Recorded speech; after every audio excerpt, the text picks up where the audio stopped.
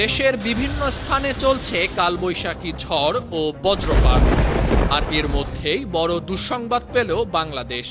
আগামী কয়েকদিনের মধ্যে উপকূলে আঘাত হানার সম্ভাবনা আছে একটি শক্তিশালী ঘূর্ণিঝড়ের। সম্ভাব্য ওই ঘূর্ণিঝড়ের নাম দেয়া হয়েছে শক্তি। ঘূর্ণিঝড়ের তথ্যটি নিশ্চিত করেছেন আবহাওয়াবিদ মোস্তফা কামাল পলাশ।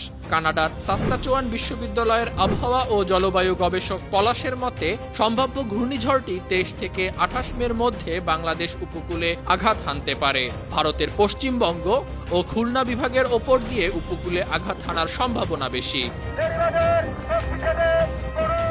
অন্যদিকে বাংলাদেশ ওয়েদার অবজারভেশন টিম বলছে 16 থেকে 18 মের মধ্যে সাগরে একটি ঘূর্ণি তৈরি হতে পারে।